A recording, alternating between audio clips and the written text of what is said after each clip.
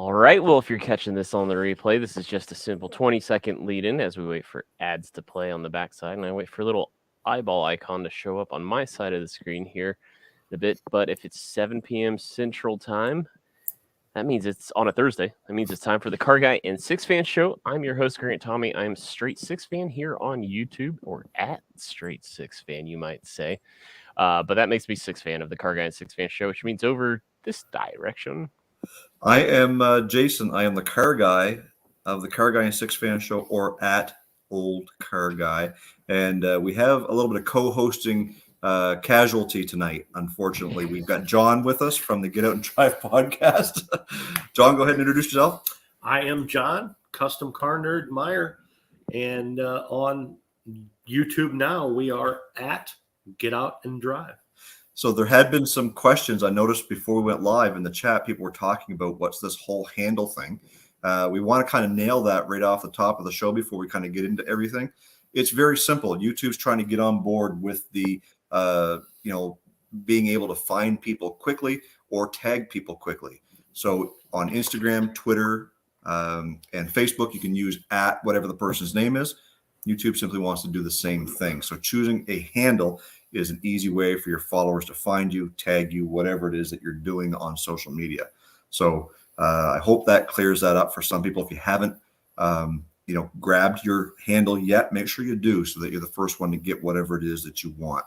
And to piggyback on that, I know YouTube in the past, like, you could literally have two channels with the exact same name. They didn't necessarily stop that. So now is your chance to make sure you get, if you by dumb chance do share a channel name with somebody else out there, now's your chance to get the one you want. So reserve your handle today. Exactly. So as we are looking in the chat, we'd like to kind of start off the show by acknowledging people who have joined us. And right out of the gate, we had Fox Can Fix It. Paul Meyer is in there. Hey, Paul, how you doing? Joanne is joining us from behind us at the kitchen table. We've also got Turlo's Garage, Will's Wheels, and had a couple more rolling in there near the end. Ed Lakin is in there, and Streetcar Culture from Down Under. Welcome, Jason. Jason Rock is in there as well. So we've got a few Jasons, a few Johns, Joanna, Paul, and some other guys in there. So welcome, guys, and let's get this show started. We do want to talk a little bit about SEMA. That's what John and I are in Las Vegas right now for. And I think maybe the way we should play this a little bit, Grant, is for maybe you to ask us questions and we can try and answer as best as we can. Yeah, that's kind of the route I was going to take. And as Jason mentioned, that's the unique position we're in. Both John and Jason are in Las Vegas. And the reason why John's shoulder to shoulder with Jason, as you know by now, we are partnered with the Get Out and Drive podcast. So they've been a great partner of ours throughout the season. So it's kind of fitting that this is the season finale and we have John on board. So we have the three musketeers, if you will, of car guys here, car guys podcasting. But yes, so SEMA 2022, and I already know the answer to this question for you, Jason. I know this is your first SEMA show. So I'll spin the question a little bit differently for you. Is this your first time in Vegas? And then for John, how is this your first SEMA show? So yeah, it is my first SEMA show, and the experience is actually quite overwhelming. I mean, I kind of knew what we were getting into with the purpose of the trip. For us, it was being a part of Racing Junk and their booth within SEMA, and the ability to introduce ourselves to new people, network, and have some interviews for the podcast. But the grand picture was the whole show. Oh yeah. So starting with the breakfast on Tuesday morning, they had a little award show, some special guests, it's just every day just kept getting better. I think I've worn out a pair of sneakers with the miles I've put on within those 4 different convention center halls. And the new West Hall. And the new West Hall, which is absolutely amazing, by the way. It's giant. It's huge. So being my first, absolutely exceeded every expectation I had of walking in there. Yeah, this is not my first SEMA. We've been here other times, but we were here in 2021, and there were COVID related. There were holes all over the place that they couldn't fill, and that is there this year. There's a couple of holes, people that didn't show up, but this year is coming back hard. I think it's really good. And the things that we'll just get it out of the way. The EV hate. Yes, You're either on this side of the fence or you're on this side of the fence. And the most traffic that we've gotten on any of our posts is EV, love it or hate it. Yeah, and there's no shying away from not being able to talk about it, because for two reasons. One, we get there every episode some way or another. But two, the EV thing is here, and SEMA has proved to me that there is a future in hot rodding for EVs. I can tell you, we're close enough to the track that you probably can't hear it. We can still hear the cars going around in the burn barn. Yeah. Hoonigans. Anyway, the Hoonigans are still going right now. That's how close we are. Well, anyway, the EV topic definitely takes me to about two different questions I could ask, which are on the docket, but I won't go there just quite yet. Just because I think we'll get there in due time. As from an outsider looking in perspective, when I view SEMA, I always think about it as like going to the Smithsonian, and I know that doesn't mean anything to you, probably, Jason, but there's just, and you just said they added yet another exhibit hall to this massive exhibit hall that was already I think 10 years ago they were always bragging about how it's like 3 football fields back to back to back or whatever, something ridiculous. And so I guess what I'll ask you is, and so when you go to the Smithsonian, it's like they have I don't know, 7 museums, but you literally almost cannot plan enough time to see everything. And so I will ask this question: how do you guys view your experience at SEMA through that lens? I'll let you. Go ahead. Well, so we had an idea of some of the places that I did anyways, the places that I wanted to make sure I saw. And the idea behind finding those places is, it's like you've got $10 million sitting at the end of a football field. Yep. But there's little pockets of $30,000 that you got to stop and pick up along the way. So you're stopping at every booth. You're checking out the neat cars. You're checking out the neat displays. They're giving away free stuff. You're like squirrel moment. Like you're just ADHD kicking in full speed, trying to get to where you're going. And there's just so much to see. So times that by 5, because there's 5 different halls. Two levels. And yeah, the central hall has got 2 levels on it. And not only that is, you don't know how to get from one to the other. No, they not to knock them, but they have an app and it says you are here and you want to go over here, and they say, okay, but they don't tell you how to get there. Yeah. They show you where within the map, they show you where in the hall each vendor is. But what the map doesn't tell you specifically is how to get from one hall to another. So there is some logistical nightmares. A little bit of a learning curve. Yeah, for sure. A little bit in that regard, though, do they have at least the exhibit hall organized in a way where it's like, okay, all of your Japanese tuner stuff's here, all of your off-road stuff's here? A little bit. A little bit. So each hall kind of had a theme. Like the North Hall was a lot of 4x4 Outlander. Overland stuff like that. Right. And then you go over to another hall and it's more car audio, blinking lights, interior lights, stuff like that. And then you go over to South Hall and it's sound and wheels. It's tires and wheels. And then you go upstairs in the South Hall and it's all auto body and tools and automotive tools and stuff like that. So there is a thing, a little bit of organization to it. And something that they added last year, which you guys used, was called the Vegas Loop. Oh yeah. So and that's a neat little trick, because they've buried or they've dug tunnels underground for 2-lane traffic And when you go to one of the 3 stations, the Tesla loop, it's literally Tesla cars. So Yep. you get in a Tesla and it takes you underground and it drops you off either at the Central Hall or it keeps going and drops you off at the South Hall. Mm-hmm. It's all underground. Yep. Until it's time to come up to your stop. Right. So, and that runs all day. They had like 100 cars running. Yeah. And when we come through it yesterday, that's what the driver said. He says, Right. there's 100 Teslas running right now, mm-hmm. nonstop, picking up people and dropping them off all over the place. All right. Well, then I guess my next question is, as you think on your experience right now, especially you, Jason, it's your first time. What kind of tips and tricks would you bank from this year's experience for the next time you come?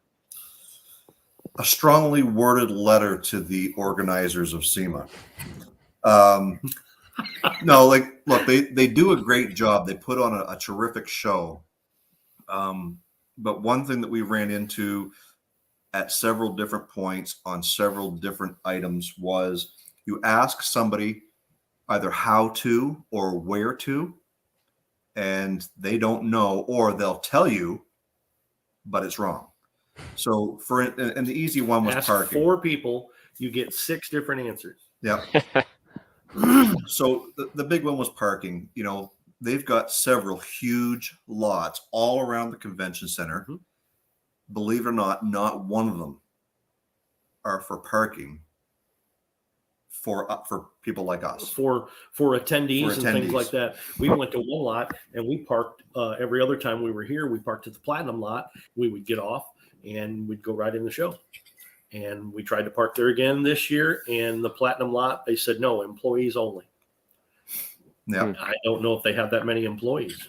I mean, and then all the other lots were used for exhibiting. Mm-hmm. So the front lots were all like Hoonigan and, you know, the test drives, not the test drive, but the ride-alongs in the Supras. In the back of the North Hall, yeah, had some sort of driving course. Yeah, so there was something going on. So yeah, there's lots of little things, but if somebody wants to go, one thing I'll suggest is wear very comfortable shoes. You're going to be doing a lot of walking. Mm-hmm. 2, bring something comfortable like a backpack to carry all your stuff, because you're going to be getting lots of free stuff. Mm-hmm. You're going to be wanting to bring lots of water or snacks with you because I mean, if you can have food there, but it's expensive. Mm-hmm. And make sure that you take time to sit down, mm-hmm. refresh.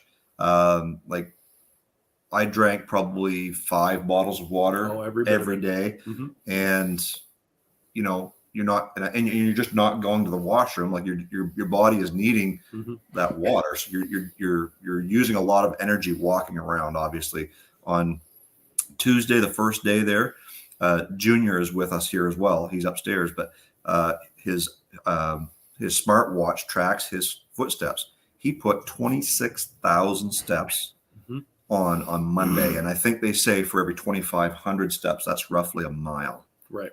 So do the math. That's 10 miles. You walk a lot at SEMA. Yeah. So my dogs are screaming. John, anything you'd add to what Jason said about tips and tricks for the next go around? If there's a place that's parking and they charge you a couple of bucks and it's at a hotel or something that's close to the venue, do it. Yeah.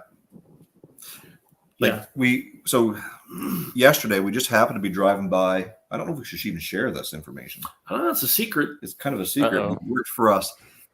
The Marriott on Convention Avenue, or whatever Convention Center Drive. Convention Center Drive right. is right across from the new West Hall. So the great mm-hmm. big arch that you see. If they have space available, they were offering parking for $40 a day. Mm-hmm. It's literally across the friggin' street. We walked 30 yards and we were in the building. Yeah. So $40. It's a little pricey to be parked next door, but you know what? But still, well worth it. But we drove around for an hour and a half just trying to get our badges for media badges on Thursday. Yeah.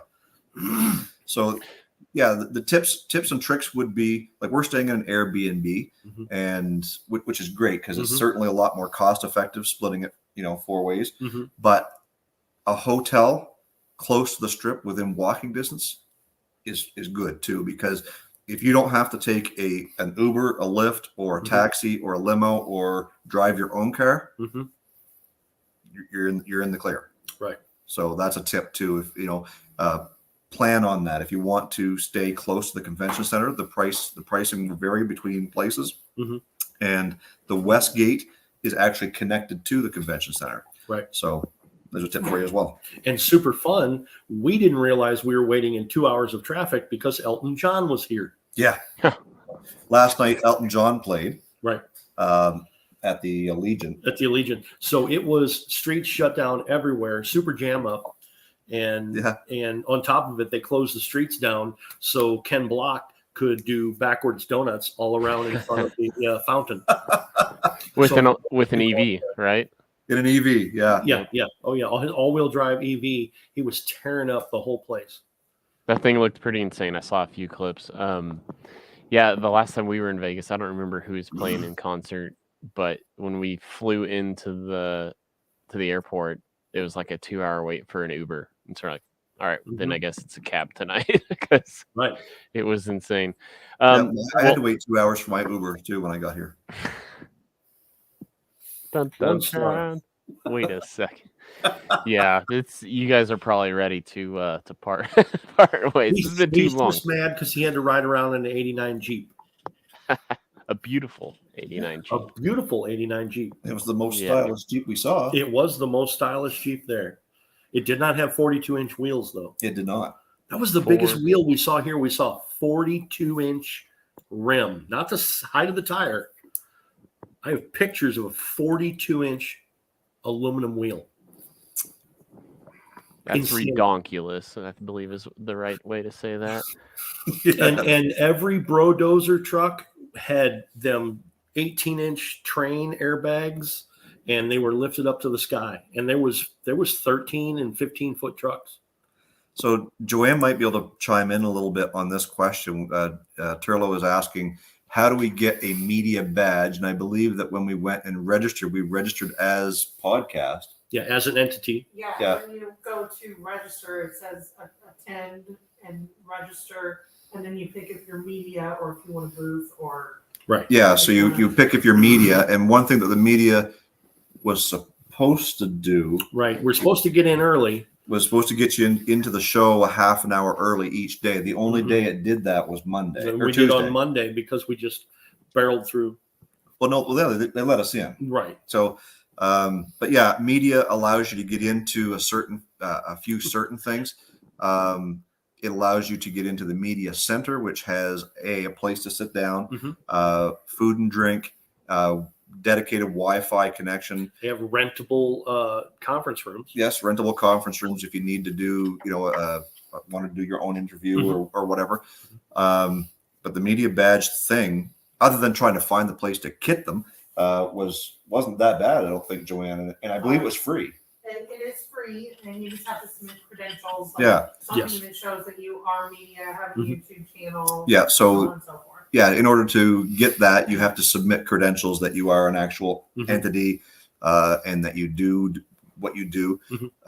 If you have a business and you want to go as what they call a buyer, then you can register as a buyer. I think there's a fee for that. I'm not sure what it is, but anyways, it's a neat experience. That was just up there. It said Haggard Hot Rods. Yeah. And they were talking about EVs doing burnouts without any noise. You can talk about the new Borla. Yes. So I just posted it about 20 minutes ago to my Instagram story. Borla, and I think MagnaFlow has got Borla and MagnaFlow, yes, have now got systems that you can install in your EV that give you engine sound effects. It is a speaker that installs underneath your car that you can play with on an app. You want my car to sound like a 69 Camaro? Hang on one second. Yep. Boop. And the car that obviously the EV that Borla had was a Mach E. Nice looking ride too. Oh yeah, it was set up. It looked like a Hertz Mustang. Hertz Mustang with the black and the gold stripes. Anyways, I just posted it on my Instagram story, and you'll see it. You'll see all these news stories coming out from all the different people. EV smells like the vacuum cleaner gets brush jammed with lint and pet hair. That wet Yes, dog. and wet dog. That is exactly correct. Fox is always knocking it out of the park for us. I feel like I should dive into the EV part of the conversation now, but I will still punt that one more question before I get back to the ones that I wanted to ask regarding your comment earlier, and just ask the question of, so again, the car community, we were talking, ahead of time or in the backstage, how tight it really is and how you're never too far away from the next person. So I've had experiences in the past when I go on my college football road trips, running into people randomly at an away football game that we never communicated we were both going. And so I'm just kind of curious, have the both of you, have you ran into people that you didn't necessarily plan on running into, or like how many people have you seen or connected with at SEMA, whether because of a previous engagement, you knew them through YouTube, Instagram, or whatever? How many people have you guys both ran into? Well, yesterday I was coming up through Central Hall to find a bite to eat, and I ran into Dan and Danny from DD Speed Shop. So didn't get a whole lot of chance to stop and talk. I was on a mission, and I think so were they. But an opportunity to shake their hands. They recognized me. I recognized them. And today I was coming by looking at the new Rivian. They had two of them set up out front. One was the SUV, one was the truck. And here comes Craig from Flying Wheels Garage that I just bumped into. And he was recording a little shtick on his for his YouTube channel. Several others. We met some new podcasters from Texas. Right. And they are Dirt Drive Podcast. So if you guys are into off-road lifestyle, make sure you go check these guys out. Because they've got lots of great stuff that they're doing over there on their podcast. Crawler, they're 4x4 and crawler guys. Yeah, yeah. So we met up with them, and there's been a few others that we saw Barry McGuire. Barry McGuire, got my picture taken with Barry McGuire, as well as I talked with Bodie and Bodie Jr. From Streetcar Takeover. Isn't that what that's called? Yep. Grant? Street Outlaws. Street Outlaws. Yeah. See, I don't watch TV very much with that, but Street Outlaws is Bodie and Bodie Jr. from Street Outlaws, and I was emotionally attacked by Emma from Detroit Steel Wheels. Oh yeah, from Mob Steel. Mob Steel. We met Emma. I met Emma. Yeah, we met Emma. She's hard to miss. Did you hassle her? We've been trying to get Steve-O and Adam on for a long time. You should have hassled her for me. I will. Well, I will. He's got her personal cell phone number. I have her personal cell phone number. Okay. I'll put it on a piece of paper and I'll let everyone see it. Yeah. No, but she's a great gal, and met a lot of different people. Talked with Tim Strange. Yep. Yep. And bumped into Ed Bolian at one of the booths over there. Got my picture with Ed. Just it's a place that you're never going to find somebody that you want to. Junkyard Diggs and Mook are there. They messaged me a little while ago, said that they were there, but they've been so busy. And in fact, they were supposed to be our guests tonight. They're just running so far behind, so much to do. DeBoss Garage. So Aaron and Rich are both in town. And again, he messaged me and said that this is where we are. Right. And I'm like, dude, we've just left 5 minutes ago. Right. Because we had this commitment for the Car Guy and SIXFAN show. But lots of people there, and I'm sure there's more people. Dan from Greasy Boy Customs. Yep. I reached out to him, told him that we should meet up, and we just couldn't cross paths because of the volume of people. Yeah. It's just sometimes you're in the North Hall and they're in the West Hall, and you're 30 minutes. You're 30 minutes one way to get to the other. Right. So well, and I wonder if I equate it back to against sports when the Royals won the World Series and they had a championship parade. Like when you have that many people in that tight of confines, and you're trying to text to each other, the text messages sometimes take 2-3 minutes to actually send. Right. So some of that, even though you're 30 minutes away, it's by the time you're receiving their text message and you're reading it and you're responding, it's all of a sudden you guys have already like missed each other, you know. So I bet some of that goes on down there too. Yep, that is exactly true. Yeah, no, it's definitely been a great experience, and again, I think if we had to do it next year, for me, I think a 5-day trip is plenty. Like I've been gone since last Thursday, so and I won't even get home. I'll leave tomorrow, but I won't even get home till Saturday. That'll put you 7 days, right? 10 days. 10 altogether. days. Okay. Yeah. So, right. You know, I've been talking to my wife every night, and I know that she's missing Alex and I not being home. And that's what she said. That's what she said. I mean, either way, I know I'm missing home. I'm missing my own bed. You know, just it's different being away. Yeah, you're experiencing lots, but there's no place like home. You know, as Dorothy said, and I just can't wait to get back home. Well, in Vegas has this weirdness to it. It's like you're excited to go, you get there, you're like, oh, this place is kind of filthy. Like you're like, and you feel weird. Then when you're on your plane leaving, you're like, yeah, I'd go back. It's like weird, like you quickly forget. Yeah. So, well, the question is already partially answered, but you guys had hinted at it was very clear this year you're either on one side of the EV debate or the other.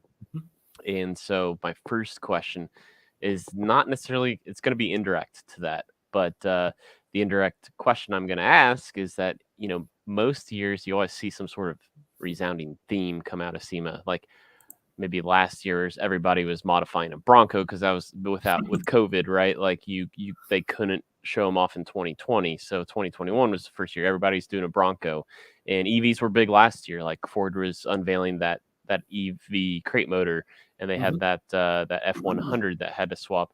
So I guess I'm curious to know what was the recurring theme that you guys observed here from SEMA 2022. Bronco. Yeah, I bet you it was. I mean, so Jeep is always prominent. Jeep is always prominent. Land Cruiser's always prominent. Yeah, but I would say 4-1 easily, 5-1. Oh, every bit of it. Bronco to Jeep. You know, we interviewed one fella who had a Bronco and a Jeep because that was their product that they were doing. No Yugos at SEMA. Yugos at SEMA. I could have brought mine, but my I couldn't carry it on. So as it's under the seat. As you walk through, one of the neat things about the Bronco builds is that it's not once you've seen one, you've seen them all, because everybody's trying to outdo everybody else. They're slightly different. And, you know, every time you turn around, yes, there is one. But when we had Corey do a walkthrough when he was in SEMA a couple of years ago, Grant, and that was when the Gladiator was first out, and it was like every build was a Gladiator build. So one of the neat things that you guys will get to see in an upcoming video for Get Out and Drive podcast is a 2-door Gladiator build. Yeah, 2-door. So they cut the cab, they moved it forward, they lengthened the bed. Wheelbase is the same, it's correct. Yeah, it looks factory. Yeah, it looks factory, and it's a 4xe. So there's a lot to talk about on that one. And once I get home, I'm getting pretty excited to start editing a lot of these videos that we've done. So yeah, there's a lot out there, and I think again, you can't describe every single one you see. There's too many. We did interview the people that were on the all-women Bronco build. Yes. Yep. So we interviewed 2 people. Was that one led by, I mean, I think last year that was like spearheaded by Bogey's Garage. Is it the same group this year, or is it a different one? I think she was a part of it. She was a part of it. That's the ones that did the Mustang about 10 years ago. Yeah. Right. Yeah. So, I mean, I wish this show alone was longer than an hour, because there's just so much to talk about when it comes to the new things. 67 to 72 C10s. Yeah. Everywhere.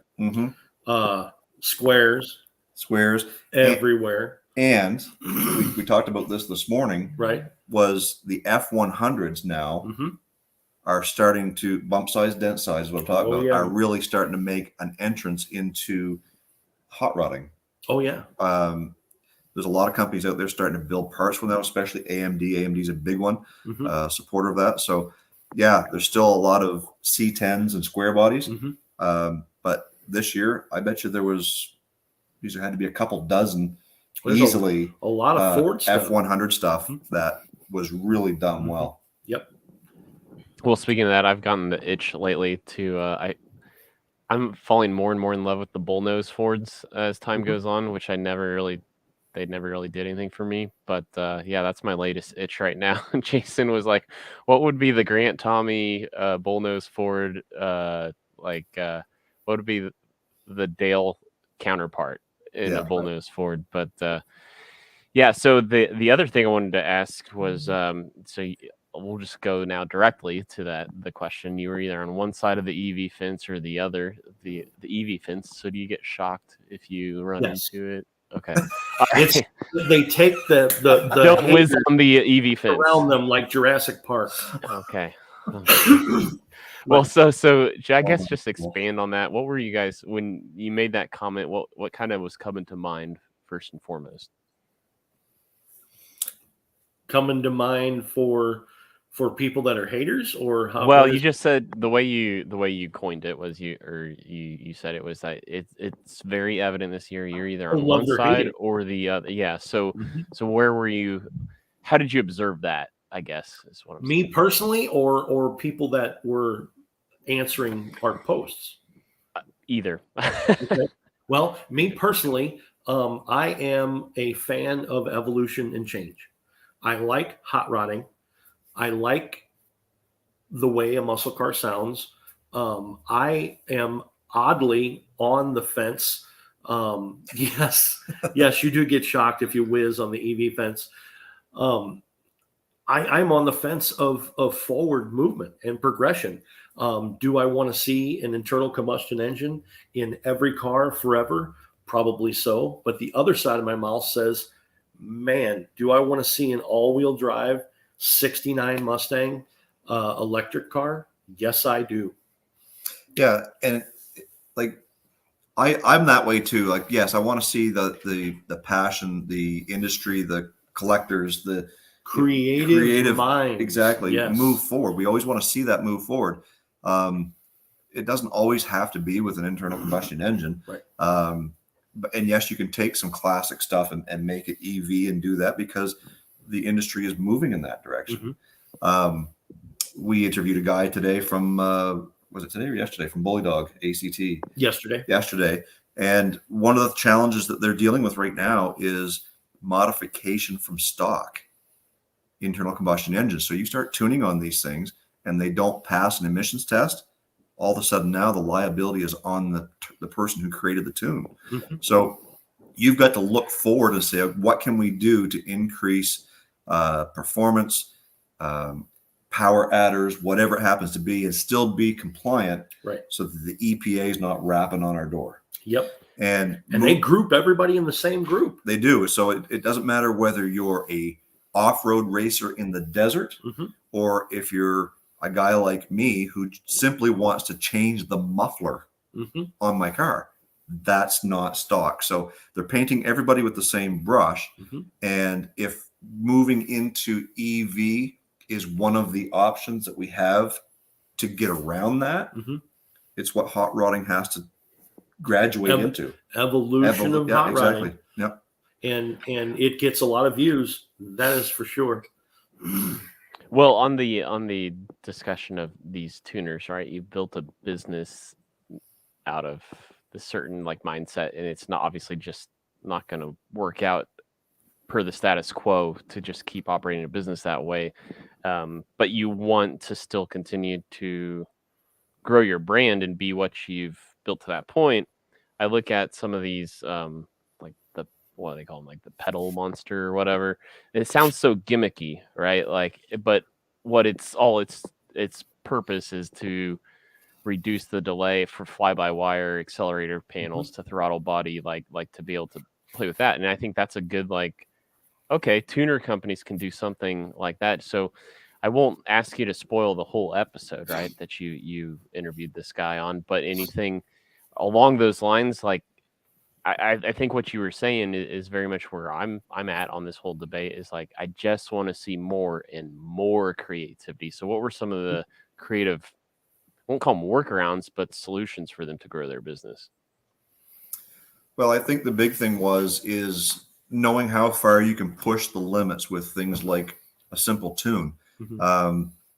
If you want to push the limits, let's do that. Mhm. But now let's put it on an emission sniffer and see Right. just how far we can push it before we break those limits. So one of the big things that I guess I don't want to tell much about the episode because it's a real interesting talk. It is an interesting talk, and we were very, very enlightened. Yeah. So, and this is something that it's going to affect. It's the laws are in effect today, believe it or not, to crack knuckles on the automotive industry. It's just not being enforced as hard to the consumer. We talked about, we can get this little tidbit. We talked about eBay and Amazon. They have halted everything having to do with modifications of internal combustion engine, dealing with tuning or anything at all. And whether or not your tune is compliant, they said no. No. Yeah, I mean, I think it's, John, you messaged me on Instagram. I think it's been at least 3 years, maybe 4, that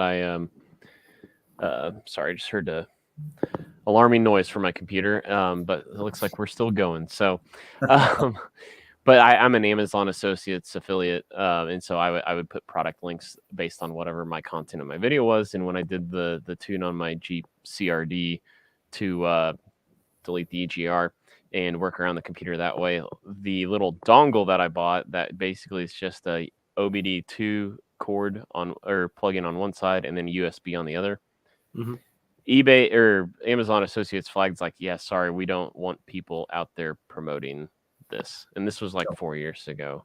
And Right. it's like, well, but there's many things you can do with this cord, not limited to overriding the EGR or recognizing the EGR. But yeah, it's I go back to the creativity piece and think like the rotary motor that Mazda built, right? Like it's still in theory an internal combustion chamber, but it's way different than what we came and love to know. So that's where I'm at I'm with you guys on that, is that I just want to see continual creativity and not this sellout straight to EVs. EVs are fine, and I don't have a problem with them being in the marketplace. Just why is it got to be A versus B?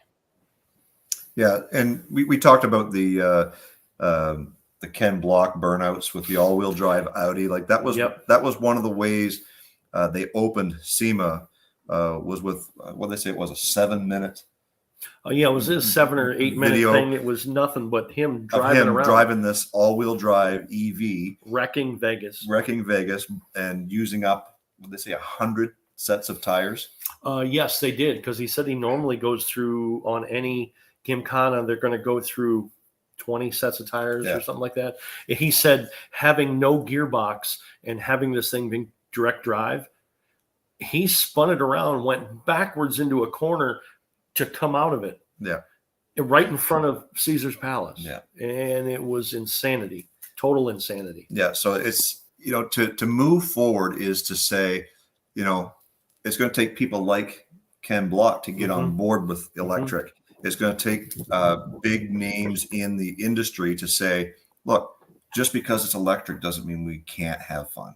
Right. And Ken Block is one.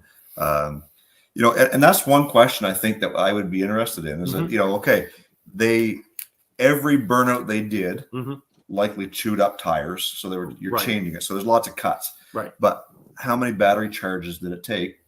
How many days or weeks or months did it take to create that movie? What did it take for you to create that movie? Yeah. Right. And from what I could see, they were all done at night because that seems to be the time when Vegas shuts the streets down for something like that. Right. Actually, we're shut down last night for that F1 car. We're shut down last night too. I want to know, okay, you went out, you had some fun. You made a 7-minute video that left me with a permanent grin on my face. Real world, what did it take? Yeah. How long did that take? How long did that battery last doing all of that? combined, right? Was it one charge? Was it 10? Was it 100? I can drive my electric RC car for like 30 minutes. Yeah. So there you go. I mean, my drone's about a 20-minute life, battery life. That's for sure. Well, and again, you got a battery about that size, right? So in these cars, if let's just assume it's a Tesla battery, Okay. and Tesla running gear, we know that driving the speed limit here and there, blah blah blah, you're going to get about a 300-mile range. Okay. So if you're spinning at 7,000 to 10,000 RPM, Well, he said when he was doing circle in front of the fountains Yeah. there, I guess that's Caesar's Palace. Yeah. He was doing in front. They said his wheel speed was 125 miles per hour. yeah. So if you're doing that for 7 minutes, even, Mhm. What does it take? I can't imagine a 300-mile battery lasting that long. I have no idea. Anyways, next Well, in Fox Can Fix It, kind of like piggybacks on a thought I had just this week is that, this whole discussion, again, petroleum versus electricity, we'll boil it down to that. We're trying to solve the problem of, I guess, America's dependency, but it's really worldwide. The automotive industry's dependency on oil. We're trying to replace that with but how long is the conversation going to go before it's America's dependency on electricity, right? Like, Right. you're really it's that whole physics idea of energy is not created or destroyed, only transferred, right? Mhm. Yeah. There's still energy that has to be provided and consumed and pumped back in. So, I mean, are we really solving the problem? I think is what everybody's asking. Yeah. Right. And I don't believe that we are, because electricity, there's a couple of things about electricity. So one is it always has to be flowing. Mhm. So, a big EMP war where it knocks out power, all of a sudden nothing, Right. right? But you can't store that kind of power, Right. right? You can't store 110 or 220 volt power like you can a car battery. So that's why Mhm. car batteries are evolving to where they're going, and you're getting 300, 400, 500 miles. But when it comes to household use, you're that power with Mhm. wind, Mhm. hydro, coal, whatever power source you're getting, nuclear, it's got to be constantly running because you can't store it. Like the Mr. Fusion. Absolutely. Nuclear. Yep. Right. Absolutely. You got to keep Yeah. feeding. Banana peel and partial can of Miller Lite is I really don't see why not. Put the can and everything. Can and in everything there. right down in there. Right in the hole. that's where it goes back to the creativity piece, right? Yep. Well, so we don't spend the rest of the episode talking about that topic because, as we know, we've Circle the drain. done it 9 times in a row or whatever the stat is. I guess I have to ask the question: what have been some of, and I'll ask both of you, please, for an answer. Best offbeat hot rod build of SEMA that you've seen? Things that just are a little skewed from the mainstream. I'll start. I have pictures of a Gremlin that is on triangle tank tracks. Yeah. It's like a mid-70s Gremlin tank tracks. Yeah. And That is my that's oddball. That's it. And it my other one, unless you're choosing, it's got to be side by side. no, the side by side was pretty cool. I really liked it, but Mhm. I got to stick with the 4 wheels. Okay. And there was that sweet international travel all, Oh yeah, and the original paint cream, original paint cream, like cream colored one, that thing. And prosthetic arm beige. yes, the prosthetic arm brace. And like it's odd enough because it's just one of these things that's just still not around. It's gone. It's been gone for a long time. I don't know. I think it was early 70s when they quit making those things. I think so, because Yeah. most of them you could only open up one door at a time because those would fall in half. Yeah. But it really is hard to put your finger on one because you see so many, you may forget what you've seen based on, unless you go back and look at all the pictures you've taken. And I said, we were doing an interview with somebody, and I said, I am that guy that likes the different stuff. Oddball. But, I'm a sucker for a Tri-5 Chevy, and there was one there. It was like a deep candy red. Okay. Had the red convertible top on it. Right. Had the 14-inch lowrider style, right? The chrome that was on it was all engraved, like it was, but it was mint, like it was just perfect. Obviously, it's a SEMA build. It was perfectly built. I keep getting drawn back to that. Yeah, that was a nice car. And then you go and you look at the Battle of the Builders. Oh man, Ring Brothers did an F4. It's green. And it's a farm truck, an old green truck. Right. Yeah. And it's weird because you call it, F1, but it's Formula One. It is a Formula One F1 pickup. And that is wacky. And it's just like you go and look at the car that was sitting in front of the Racing Junk booth, that 36 Pontiac. 36 Pontiac. They called Prohibition. Again, we're going to be doing a video on that, so make sure you stay tuned to the Get Out and Drive podcast YouTube channel for that one, because that one is a runner-up in the Riddler. Right. Yeah, he made it to runner-up for grade 8. I mean, he was right there, and it was Chip Foose that had chosen the vehicle as the winner, and he was voted out. Yeah. So that car alone, 1,100 horsepower, turbocharged, just very clean car. And you can't pick one, I don't believe. Oh man, because there is so many. My heart is with a square body, and there was no shortage of them to pick from. They were absolutely everywhere. Street rod quality build, incredible detail, absolutely incredible detail. Hills Hot Rods had Jeffrey, and that was a crew cab, custom built cab, 4-door crew cab, 67 Chevy truck with a short bed. That the one that you guys were into? Was it the C10 Talk podcast? Is that the one he unveiled? Yes, he did the unveil. Ronnie did the unveil, and it is yellow and white. And to go back to an earlier question too, Grant, you had asked me about people who I ran into. I ran into Ronnie Wetch, and who is the podcast host of C10 Talk, along with a Ford channel, a Dodge channel. I think he's got a couple of other channels that he does. He's got in there. He wears a lot of hats. Yeah, so right. He was making his rounds. I was Traitor. Traitor. But you know what? One thing Yeah. One thing he does say, though, he was doing a live stream earlier today. He says, yes, there's, I'm a C10 guy. Right. He says, but we're all truck guys.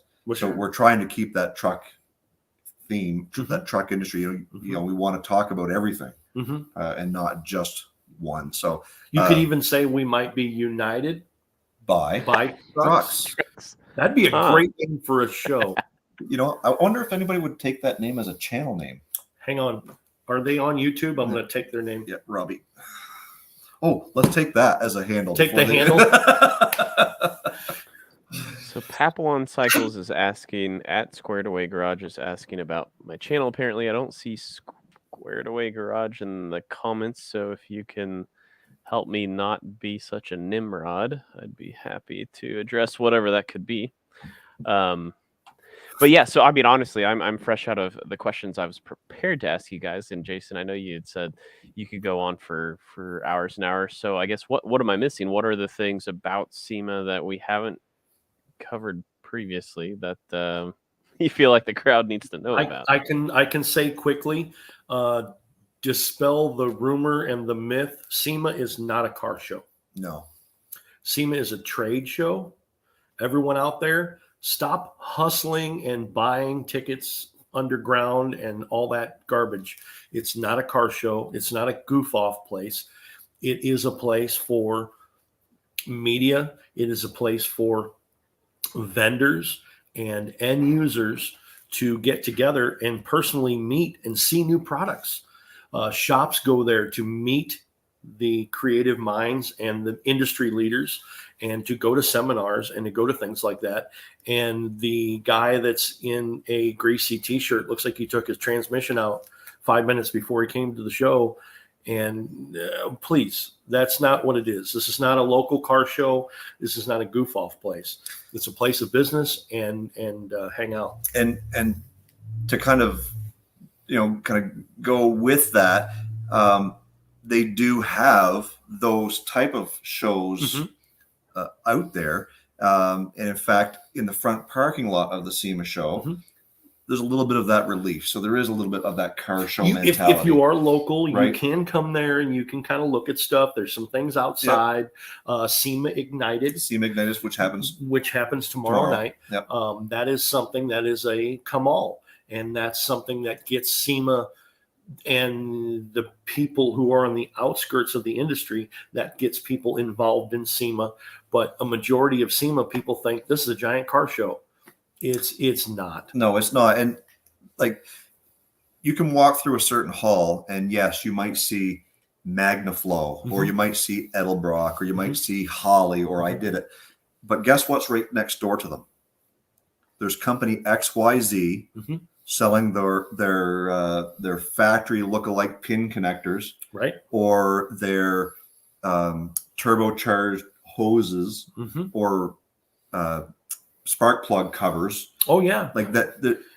They're mom and pops who might make one or two products that have paid that the same amount of money as the big guy next door. Yeah, so you buy your space by the square foot. So Magnaflow had probably, I don't know, 300 square feet. Oh, every bit of it. And these mom and pops are buying 20, and they're paying the same price per square foot.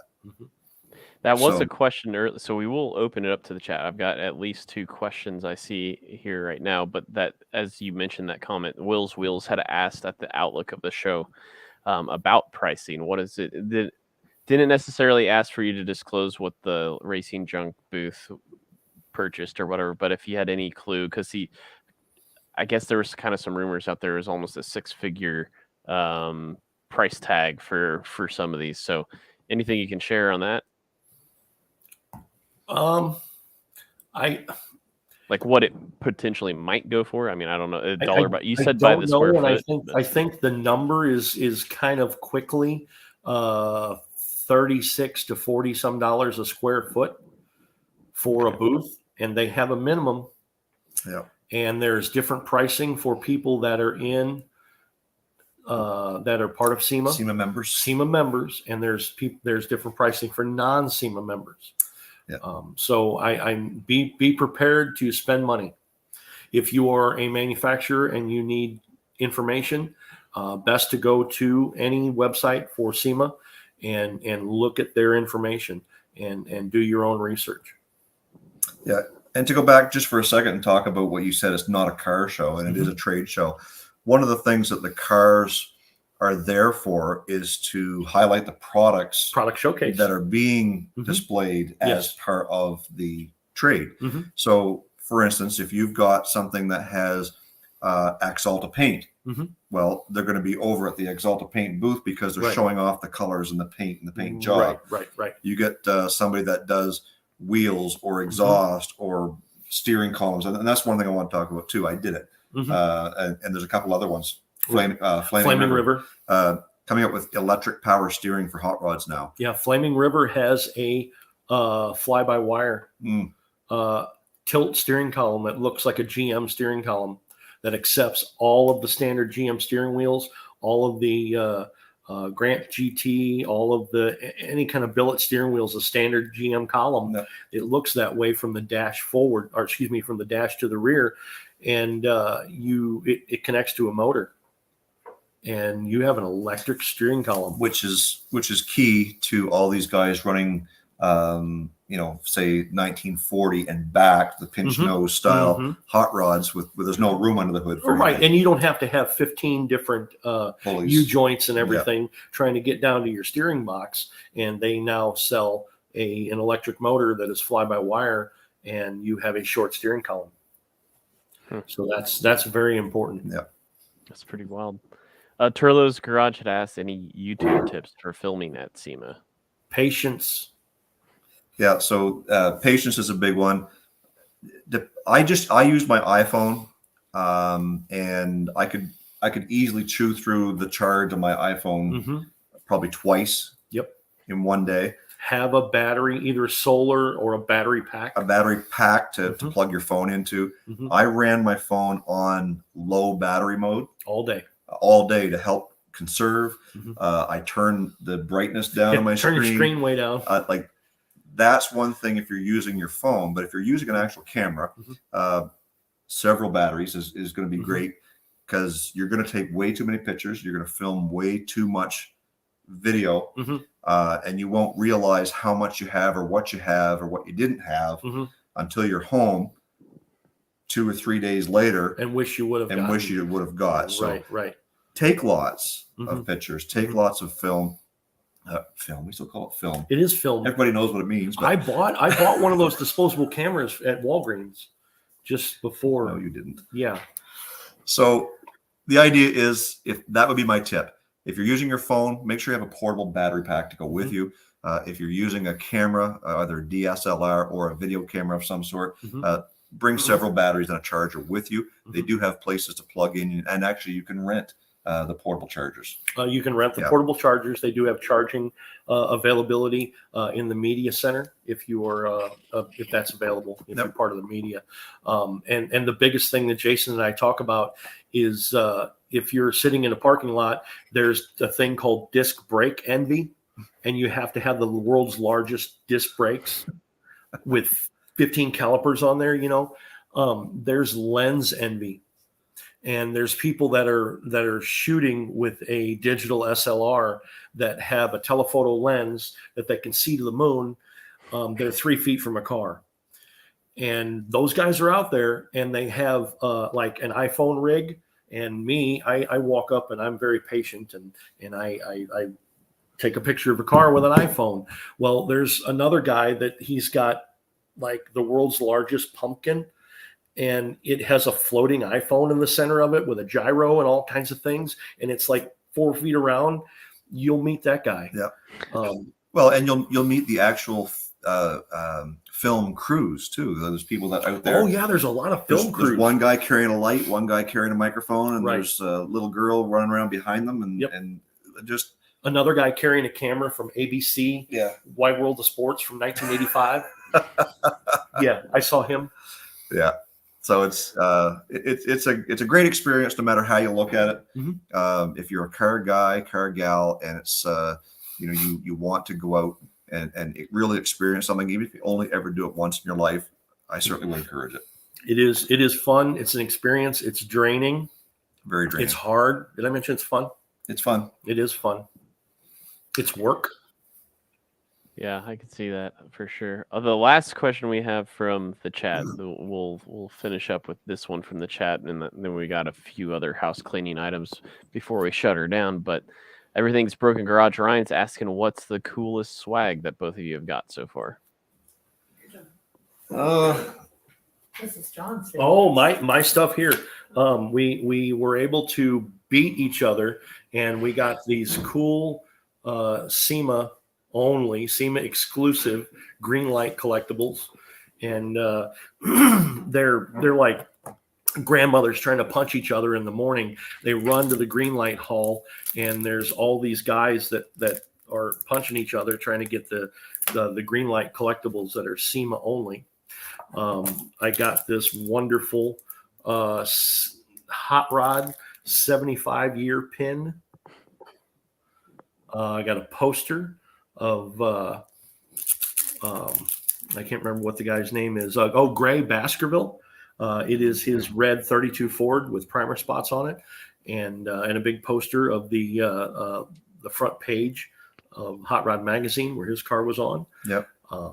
There are stickers everywhere, lanyards everywhere, product pieces and chunks of hoses, and just everything you never wanted to have. Yeah, well, you know what? I came all the way to Las Vegas, and all I got was this damn T-shirt. You did get a damn I did T-shirt. get a damn T-shirt from the Hoover Dam. That's a pretty cool piece of swag, not from SEMA, but Right. yeah. So there's lots of everybody's giving away stickers. Racing Junk was giving away some of these cool retro style beer koozies. There's some places we're giving away T-shirts. I think CRC was giving away T-shirts. Yes. Junior got a T-shirt. Keychains, just different stuff that you could get. I don't know. I didn't get anything really that great because I wasn't out kind of just collecting certain pieces, but I got some bottle openers, and I picked up a couple of T-shirts, one from SEMA, one from Kindigit, just a couple little pieces of swag. I think Edelbrock had little round things with a memory stick in it. Oh, really? It was a little rubber round keychain. Okay. And it pulled out, had a memory card in it. Yep. And a little USB card thing. Joanne is for sale soon. Yeah, for sale soon on our eBay store. He was laughing at me because I got cards that they were giving away at the M2 booth, and they ran out of them really quickly. And I was very quickly putting them on my eBay store, and I had them sold before I got out of the building that day. Got to keep the hustle alive. Yeah, that's it. And we've certainly got lots more to talk about. We don't want to tie this hour up with all of that. There's going to be several videos out there with the interviews that we've done from the Racing Junk booth over on Get Out and Drive podcast YouTube channel. If you're not over there, maybe Joanne can throw that link in the chat there. Make sure you go over, subscribe. We're really close to 500. Yeah, we're just a few away. 491, I think, this morning. Yeah, this morning I checked. It was just under 500. So there's lots of great interviews. You'll see a lot of neat cars in there as well. It's like a telethon. It is. You have to go get us to the price point. That's right. Get us to the telethon. We have to make 500. And on my personal channel as well, I've got some video. I put one up there of some of the burnouts that the Hoonigans were doing. That's up now, so go overhead and watch that. That's pretty cool. And I've got some just a lot of just random B-roll type stuff, but a great experience if you've never been there and done that. That video will come out hopefully midweek next week, and you guys will be able to see what we have experiences. We've thrown up a lot of pictures, and we've done a lot of picture dumps and things on Instagram and Facebook and things, but we still have a lot of editing ahead of us. Yeah, and just one last thing, and Grant will let you kind of close it out, but I appreciate the opportunity that John and Joanne has given me to be here, spend some time with them, and actually getting to meet you guys. So but because without these guys as part of the podcast, we've just be coming in as virtually spectators for the SEMA show. So this kind of added one more element to that. I'm very appreciative. I'm proud to wear the Get Out and Drive podcast, and I had a lot of fun. Cool. You even got recognized. I even got recognized. Yes, as Olde Carr Guy. Yes, yes. Wow. He has. What'd you say? You had all of his straight six fans. You have all six fans. All my Olde Carr Guy fans. Yeah, to all my Olde Carr Guy fan. Yeah. Oh, shucks. Yes, recognized. Aren't you Olde Carr Guy? Yeah. Yes, I am. Yeah. So it's a fellow that follows me on Instagram because of the Panther platform stuff that I have. He works for Catskin Leather in California. We did not see. I saw a question pop up there. Then we did not have any Panther stuff at the show. Yes, we did. Oh, there was. Yes. What was? All the Las Vegas Metropolitan Police cars that were the commenter actually qualified it. Qualified the question by saying besides the cop cars. Yes. No. Unfortunately, there wasn't. And there is see a Panther death cart. There is one more question I'm going to slip in. I lied. That wasn't the last commenter question, but please keep this to as simple as possible. Yes or no kind of question. But because I'm straight six fan and because I am also curious about this, Dodge had rolled out I think it's called the Hurricrate, I think is what it is, their new inline six crate engine. Do you guys see any of that at SEMA so far? They in the Dodge, so the Dodge display was the biggest display in all of SEMA. Yes. So they had the electric Dodge Charger there, several different cars, but they final call car or last call cars. Yep. And they did have one of those engines on display. Yes. Very good. Well, what we were going to wrap the show up with is, just because this is the season finale, season 8 here on the Car Guy and SIXFAN show. As you know, if you've been following Jason and I for probably the last at least 4 seasons, maybe longer than that, we try to we keep track of all the super chats given throughout the season, and we kind of like to give back to our fans, a rebate program, if you will. And so we've done it different ways in the past, and I know Jason might have a different way of qualifying this than I do. But instead of doing a random number draw like I've done in the past, I'm just kind of looking at my data, and it tells me that one person gave often, and that was Turlo's Garage. So, Andy, if you would reach out to me, we'll negotiate some sort of kickback to you. We'd be happy to set you up with some piece of swag or something. So just reach out to me on Instagram or something, and we'll work something out. So this is definitely a little different than years in the past, or seasons in the past. But that's how I'm doing it this year. Jason, I'll turn it over to you. Yeah, so I think I'll do the same thing, and I'm not right at home, and I do have all those names and dollar figures written down.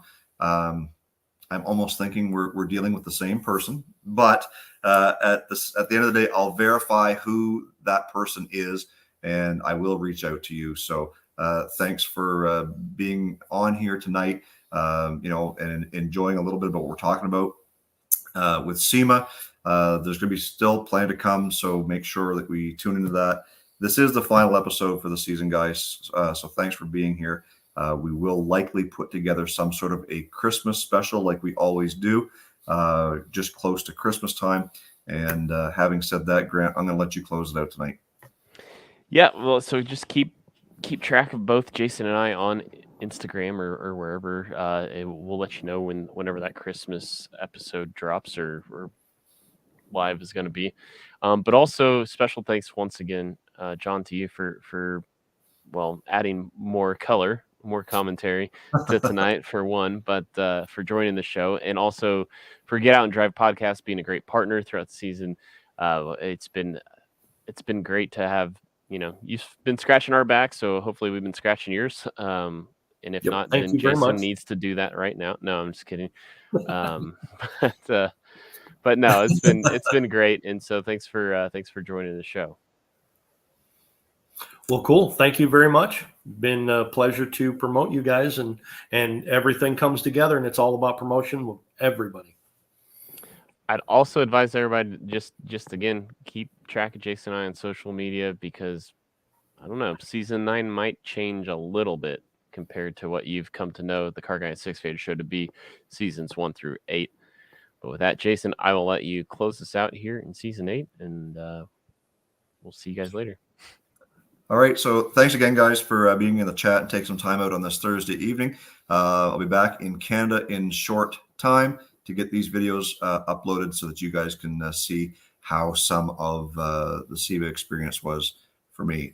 Having said that, stay focused on the windshield, not the rear view mirror. We'll see you guys next time.